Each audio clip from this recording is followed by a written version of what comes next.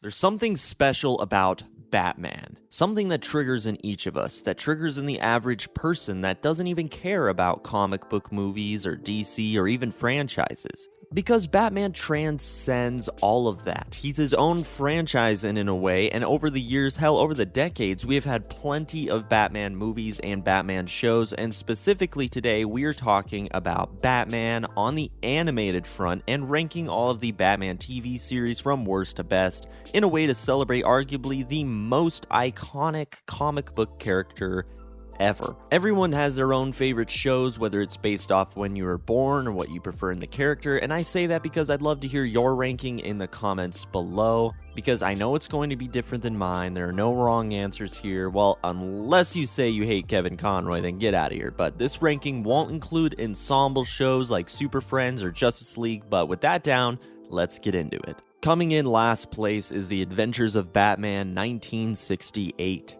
Coming hot off the success and popularity of the 1966 Batman series starring Adam West and Burt Ward, there were several different iterations of Batman cartoons that would inevitably follow. I'll be honest, I haven't watched much of this show or the ones that would follow in the 70s, so I don't want to be too hard on them. At worst, they are very dated. The animation certainly looks its time. I don't think it really adds to the aesthetic or makes it easy to watch. Also, with the writing, the plot, the voice delivery, it all just feels, unfortunately, a little bit of a product of its time. It's certainly fun to go back to, and it's a very different version of Batman, but not my preferred.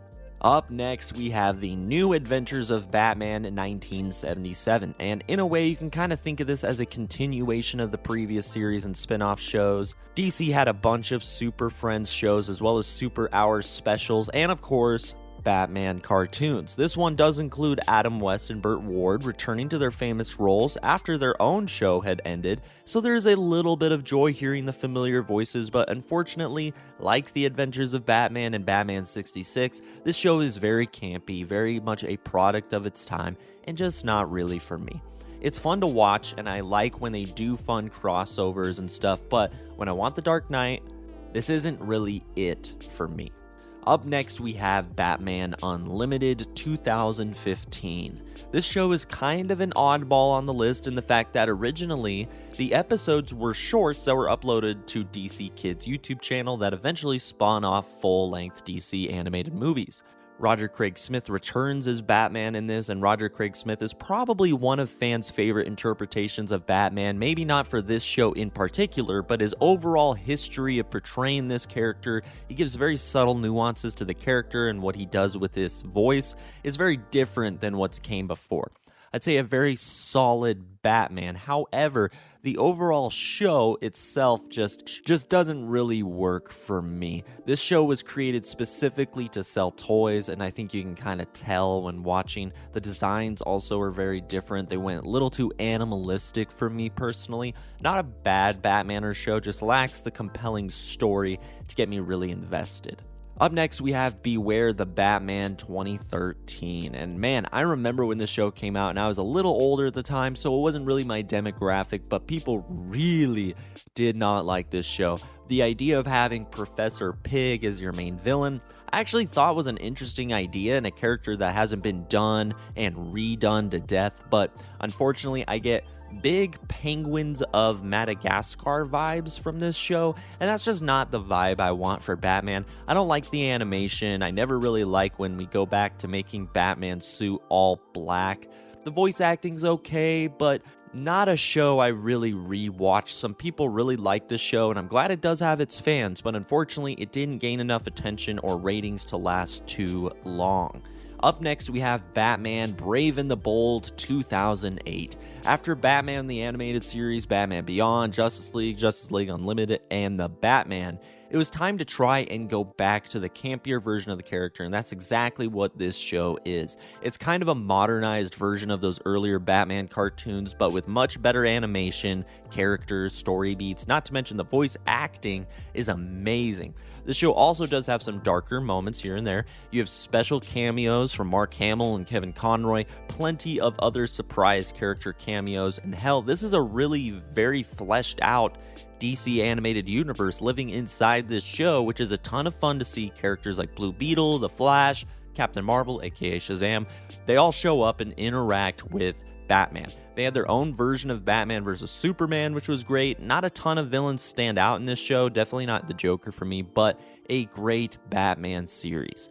Up next, we have a somewhat underrated series, in my opinion, in The Batman 2004. And this one is weird for me. I was still a kid when this show came out, but I grew up watching Batman the Animated Series, and I was still currently watching Kevin Conroy as Batman in other DCAU projects. This was a totally different Batman when it came to the suit, the ears, the claws, the gadgets, the more modern Gotham and tech, drastic redesigns for characters like Joker and Riddler. A very strange show rewatching it. However, I kind of love it. It doesn't reach the greatness of the shows I have listed above it, but I like the different takes on these characters. I think the redesigns are awesome. The Batman voice actor, Reno Romano, who previously was Spider-Man, I think is awesome here for this version of Batman.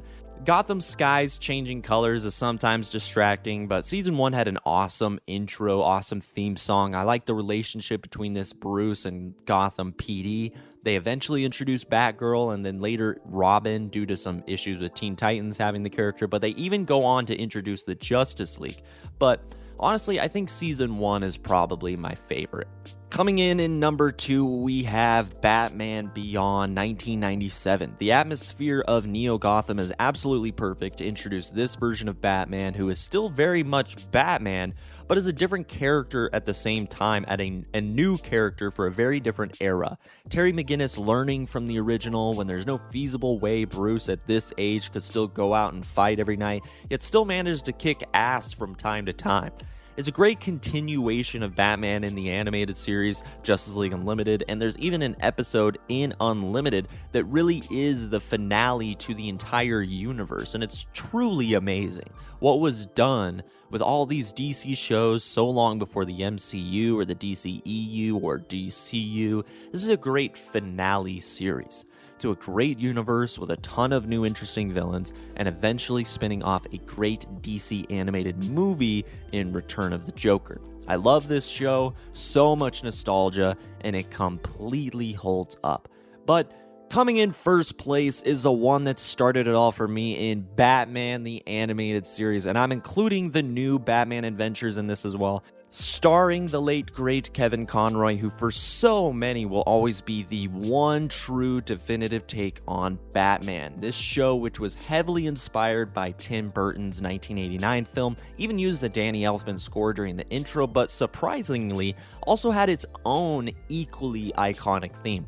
It truly stands the test of time and continues to be the golden standard for Batman shows and even the character as a whole. He's a ninja, a billionaire playboy, the detective, the tragic son, the Dark Knight, and the father. He is the most well-rounded version of the character in my opinion, but he also had a great TV series with a ton of episodes and multiple roles in other shows that helped out too.